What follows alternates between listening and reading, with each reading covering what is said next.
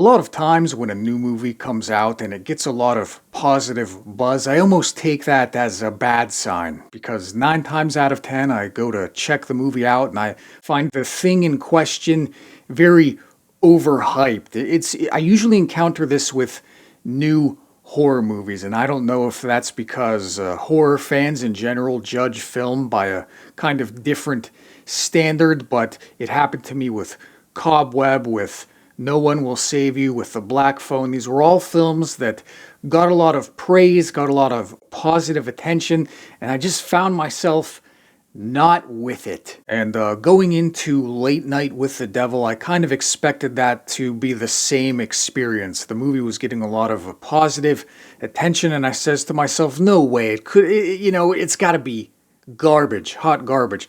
And to my surprise and my delight, this was not that experience. I did enjoy Late Night with the Devil. Did I love it? Would I scream to the mountaintops about it? No, I don't think so. But in general, the movie does have a lot going for it, I think. There's a lot that I liked here. For one, I think it's really impressive what they managed to do on what seems to be a relatively small budget. It seems that most of the film was shot on one location. You spend most of your time, most of the hour and a half runtime, you spend it in this 70s era TV studio. I think the movie does a really good job of drawing you into that 1970s talk show experience. The film does such a good job of establishing its setting that I think it only highlights those few moments where the movie does kind of deviate from that setting, where it sort of breaks the conceit of its universe and sort of wanders out of the context of it being a 1970s era TV show. So Late Night with the Devil is the story of this late night talk show host named Jack Delroy, and in recent years he's had a lot of success, but also his ratings are starting to take a downturn. Now he's doing a episode of his television show on Halloween night that also happens to coincide with Sweeps Week. Sweeps Week, as I understand it, is the week where ratings are starting to be counted. You know, the networks or whoever are starting to count the Nielsen ratings and gauging how well the show is doing. So Jack is a little nervous, but he's got together this Halloween program. He's invited onto the show a supposed psychic, a skeptic, and then I forget what she calls herself in the film, but she's a sort of doctor of the paranormal who has been treating a young girl who is possessed by a demon. Okay, meanwhile, Jack has been sort of dabbling in the occult himself. He's a member of this secret society who meets at the Grove. It's sort of the film's rendition of the real Bohemian Grove. Jack Delroy has also been getting over the recent passing of his wife, who died abruptly of lung cancer despite not smoking. The reason why that particular plot point is notable is because apparently Mr. Delroy,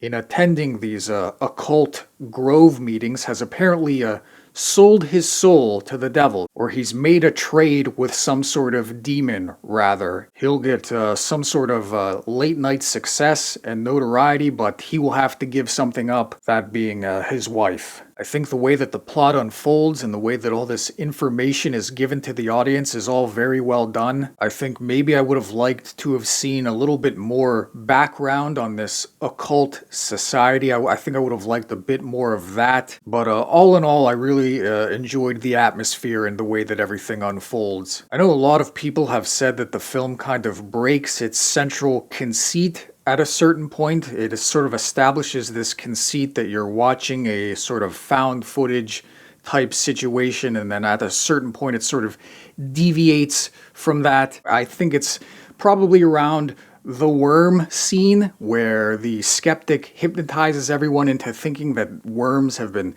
coming out of this gentleman's body. I think it's around that point that the film kind of twists its central conceit a bit. It sort of veers away from that found footage type thing, and I didn't have as much of a problem with that as some other people seem to have. I think the hypnotist thing, the birds are making so much fucking noise out the window. Let me know if you got to the bird section of the video. There are so many noisy ass birds outside. Okay. But anyway, I didn't have as much problem with the film breaking that conceit as some other people did. I think the hypnotizing scene is sort of your window out of that found footage conceit, where as things do go off the rails, as the screen breaks from 4:3 to 16:9, I think the conceit is supposed to be that the viewer is kind of under hypnosis. Whether you sort of buy that window out of the found footage structure, I think your mileage may vary, but it didn't bother me as much. But what did bother me, and what did sort of take me out of the film a bit, and what did sort of break the conceit of the film, was the occasional use of digital effects. I think the digital effects really cheapen this movie, ironically, because I assume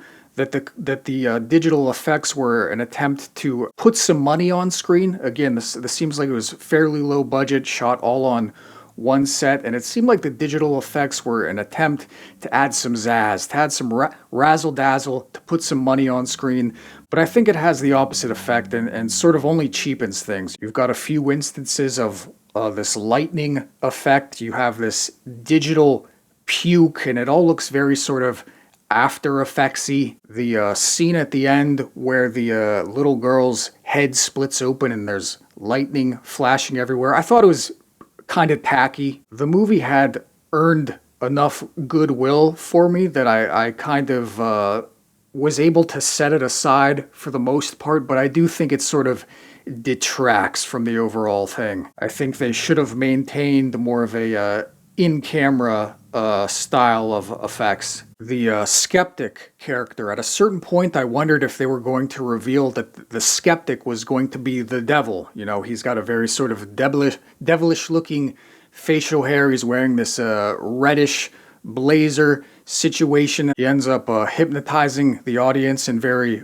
over-the-top, what you might assume supernatural fashion. While this character was not the literal devil, I don't think. I think you could still make the case that he's kind of the metaphorical devil. The movie seems to make the case that this sort of militant atheism, this sort of militant skepticism as embodied by this character isn't that far removed from the devil. It's kind of a Kaiser Soze type thing, you know. The greatest trick the devil ever pulled was convincing people he didn't exist. So this guy who's constantly going out of his way to be like, no, you didn't see what you thought you did, you know, this happened. And this guy who's able to almost supernaturally hypnotize people into thinking worms are pouring out of this guy, his skepticism is kind of doing the work of the devil. And then of course at the end, when the demon does reveal itself, this guy's the first one to get down on his knees and start praising Satan, to throw in with the devil. All his atheism and all his skepticism just goes out the window, and he just, you know, commits himself to the devil right away. I've also heard people say that some of the performances maybe aren't naturalistic enough, that it sort of, again, breaks that found footage conceit. But again, I don't think this is necessarily to be considered a strict found footage film. It sort of is within that convention, but it also sort of, it's something different than that, I think. So I liked most of the performances. I think maybe the weakest link was the wife. Also the moment where the wife appears as a ghost. Again, another instance of the special effects just working against the movie. Like that ghost effect is just, it's not the best. But anyway, those kind of aesthetic quibbles aside, I think it's by and large an endearing film. I like the split screen as a side note. The split screen reminded me of Richard Fleischer. He did a lot of split screen in this movie, The Boston Strangler, and I liked the use of split screen in this film. I thought it was done in a way that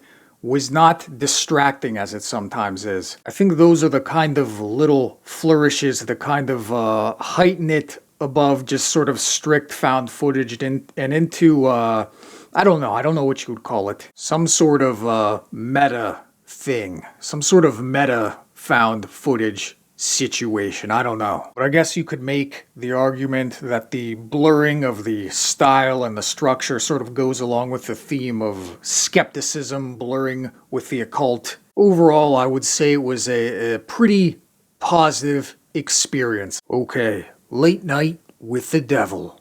Goodbye.